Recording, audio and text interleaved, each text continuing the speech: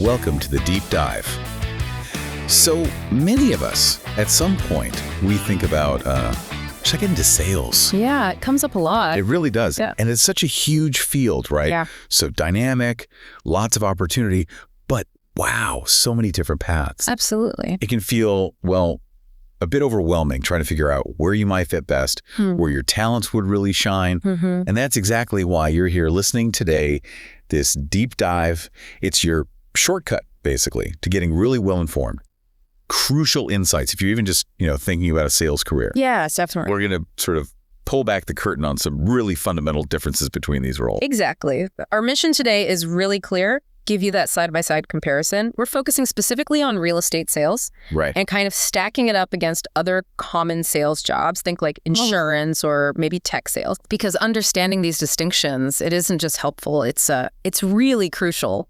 Crucial for making an informed choice that genuinely fits, your goals, your skills, even your personality. Makes sense. We'll dig into the key things that set these paths apart, hopefully helping you see which one might really click for you. Okay, so let's start at the beginning. For someone totally new, what's that first, hurdle they usually hit trying to get into real estate? And how's that different from other sales jobs? Right. Well, the thing that's truly distinct about real estate right from the get-go is what you could call the entry gate. The entry gate? Yeah, the specific licensing it requires. You see, unlike a lot of other sales roles where, you might get some in-house training and start selling pretty quickly, real estate demands this formal, often state-mandated education and testing process. Oh, okay. You're looking at pre-licensing courses first. These can range quite a bit, maybe 40 hours, maybe over 100, really depends on your state. Wow. And then you have to pass both state and national exams. And look, this isn't just some quick online quiz. It's a serious time investment. How much time are we talking? Usually a few weeks, could be several months. And there's a cost too, right? For the courses, study stuff, the exam fees themselves. It can easily add up to a few $100s. That does sound like a pretty significant commitment, just, to get your foot in the door. It is. What if you don't pass those exams right away? Is that common, like needing a couple of tries? Yeah, it's actually quite common for people to need more than one attempt on at least one part of the exam. Okay. Which naturally adds to the time and the cost. But what's fascinating here is why this barrier exists. Right. Why the big gate? Well, this licensing, it isn't just red tape. It's really a reflection of the high-value transactions you'll be handling. Okay, that makes sense. Big money involved. Huge money. We're talking about people's homes. Often their single biggest financial asset, maybe their entire life savings tied up in it. So there's this profound need for consumer protection. The licensing ensures everyone has a standardized level of knowledge. Things like contract law, ethics, how to value property, local rules. Got it. It sets a baseline. Exactly, a baseline for public trust. And that's a really stark contrast to, say, many tech sales roles. There, the main entry requirement might be a college degree, maybe some relevant experience, and then the company gives you specific product training. So on one side, that barrier, it might filter people out who aren't really serious, right? Ensure some professionalism. It can, yes. But on the other hand, could it maybe put off talented people who just don't have that upfront time or cash? Absolutely. It's definitely a double-edged sword. It creates a higher barrier to entry, no doubt, which it can limit the talent pool. But the people who do get through are generally, highly motivated. They're serious about the profession. It kind of shapes the whole foundation of the career, emphasizing that self-starting drive from day one. Whereas in corporate sales? In many corporate sales jobs, you might find a much more structured onboarding.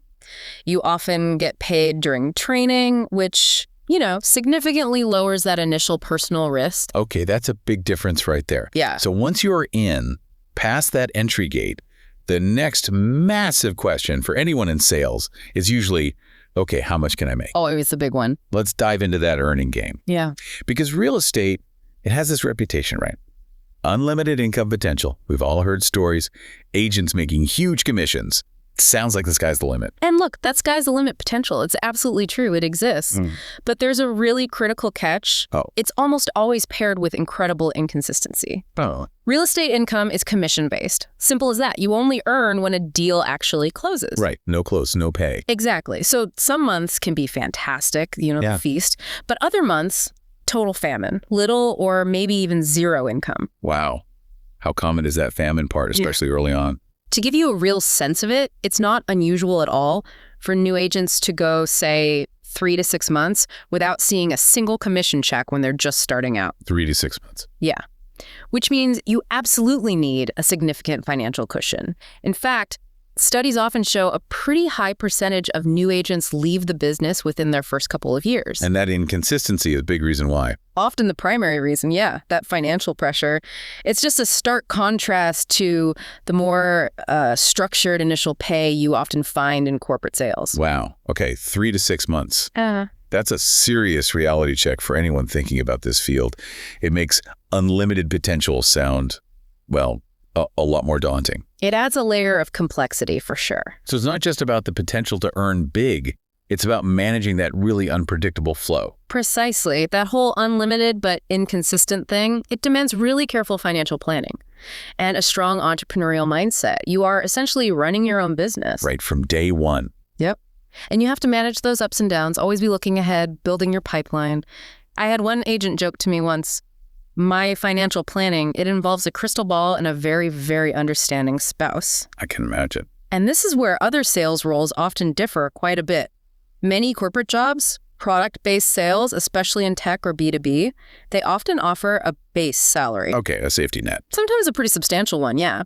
With commissions or bonuses then layered on top. That provides a level of income consistency, a security blanket that might really appeal to someone with maybe a lower risk tolerance or someone who needs that predictable income for, a mortgage, family planning, things like that. That's a huge point about the financial side. But what about the flip side? For someone who likes that kind of risk, thrives on it, couldn't that be a massive motivator, maybe push them harder than a fixed salary ever would? Oh, absolutely. For the right personality? That freedom earning based purely on your own effort that could feel incredibly liberating? Totally. For people who are highly self-motivated, who really enjoy having direct control over how much they earn, and who have a high tolerance for that risk, the lack of a salary can be an incredibly powerful driver. So it comes back to fit. It's all about alignment. Your personal comfort with financial ups and downs, your drive for autonomy, which actually brings us nicely to the next point. Beyond the money, let's talk about the people side. Right, the human element. The nature of those client relationships. Yeah, because it's not just what you sell, it's how you connect with people. Mm-hmm. And how long do you typically work with clients in these different paths? Because real estate, it often feels like you're building really long-term relationships. That's a really significant differentiator, yeah. In real estate, you're generally not just selling a product off a shelf. Yeah. You're often guiding people through one of the biggest, most emotional, most financially significant decisions of their entire lives. Buying or selling a home. Yeah, huge deal. Exactly. You might help a young couple buy their very first starter home. Then, maybe 5-7 years later, you're helping them sell that one and find a bigger place because their family's growing. Right. Later on, maybe you assist them with an investment property or even help their parents downsize when they retire. You become this trusted advisor. Like the family realtor. Precisely. Someone they rely on for these huge life milestones. It's about building these deep, ongoing connections that often span years, sometimes decades. And that often leads to referral business. Which is crucial, I hear. It's the lifeblood of the industry, truly. That sounds incredibly rewarding, honestly, being that involved in people's lives. But I bet it also takes a lot of emotional energy, a lot of time commitment, too. You're absolutely spot on. The depth of connection in real estate is very high. So how does that compare to other sales jobs? Well, contrast that with many other sales roles. They still require great people skills, obviously, but they might be quicker, more transactional. Think about selling, say, a specific software package or a particular type of insurance policy. The interaction might be pretty intense for a while, focused on that single purchase. Educating the client, handling objections, closing the deal. But once that product is sold or the policy is active, the relationship might shift. Often, yeah. The main contact might shift to a customer support team, or the salesperson just moves on to the next prospect. So the depth of that connection versus maybe the sheer volume of interactions can be vastly different. Interesting trade-off. Yeah. And if we connect this to the bigger picture for you, the listener, it's about thinking. Yeah. What kind of professional interaction truly energizes you? Right. Do you thrive on building those deep, long-term relationships, becoming that go-to resource for a smaller, maybe more intimate client base? Or do you get more buzz from a higher volume of shorter, more focused engagements, where each new contact is like a fresh puzzle to solve? Your preference there is a really strong clue about which path might feel more natural, more rewarding for you personally. Okay, so beyond the big things like money and relationships, there's the practical stuff. The day-to-day operations, like who pays for everything. Ah, yes. The expenses. Because, and this seems like a really key point, real estate agents typically cover their own expenses, right? This is absolutely a cornerstone of that entrepreneurial aspect we talked about. It's inherent in real estate, and yeah, it often surprises people. How so? When you become a real estate agent, you are, for all intents and purposes, launching your own small business instantly. Yeah. And that means you are responsible for pretty much everything. Their marketing materials, think professional photos for listings, signs, brochures, online ads. All that stuff costs money. Absolutely. Then there are operational costs. Your MLS dues, continuing education to keep your license, errors and omissions insurance, that's crucial, your cell phone plan, even the gas in your car driving clients around. Wow, it adds up. It really does. Some agents even pay for their own desk space at the brokerage or for specific tech subscriptions they need. And remember, many brokerages work on a commission split. Meaning you don't even keep the whole commission check. Exactly. A percentage of your earnings goes to the brokerage first. So a significant chunk of your gross income gets eaten up by these costs before you actually see a profit. So it's not just about earning the commission, it's about being a smart business manager, watching those expenses to make sure you actually make money. You got it. It really hammers home that business owner mentality. What about startup costs then? Beyond just the licensing fees we mentioned earlier. Right, good point. Beyond getting licensed, you need that operating capital.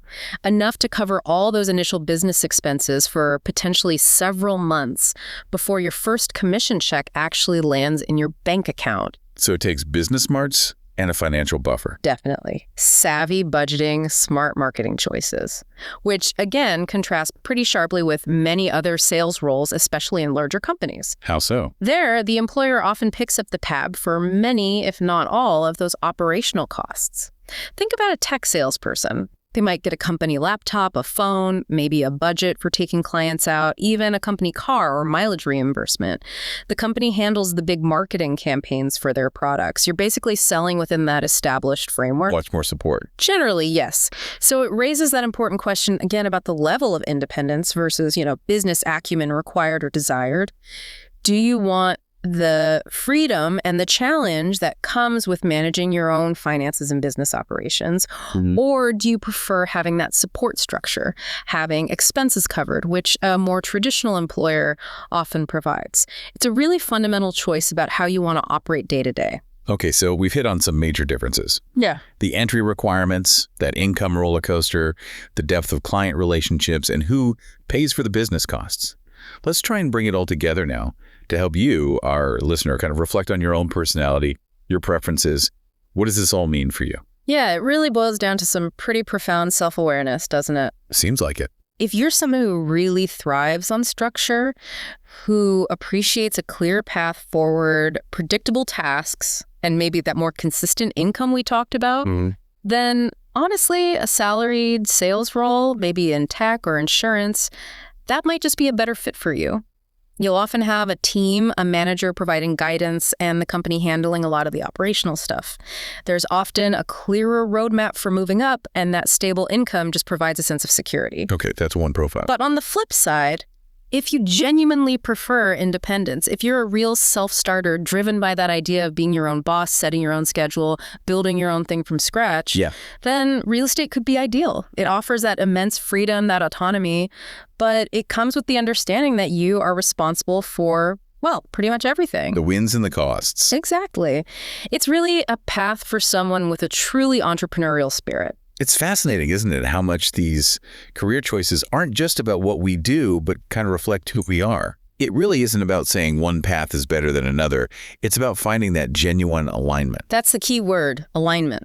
Do you crave that entrepreneurial journey where every win feels like your win because of your grit and effort, but also knowing every expense is yours too? Right. Or do you prefer the support, the stability that maybe a more traditional corporate sales structure can offer.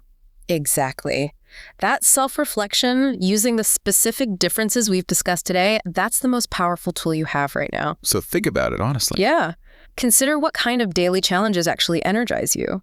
Do you perform better with direct management, or do you really prefer to steer your own ship? Do you enjoy the hustle of building a network from the ground up, or would you rather leverage the reputation of an established company? It's about finding where your natural inclinations meet the professional opportunity. You know, my old mentor used to say, the best job isn't the one that pays the most, it's the one that feels like play to you. That's a great way to think about it. And hey, as a quick tip for anyone still kind of weighing their options, here's something really crucial. What's that? Don't just take our word for it, right? Or rely only on what you read online. Actually talk to people. Talk to at least one professional working in each field before you decide. Essential advice. Seriously, grab coffee with a real estate agent, then find someone in tech sales, then maybe an insurance broker. Get the real story. That direct conversation, it just offers a layer of understanding you can't get any other way. Hopeful. When you talk to someone actually doing the job, don't just ask about their biggest commission check.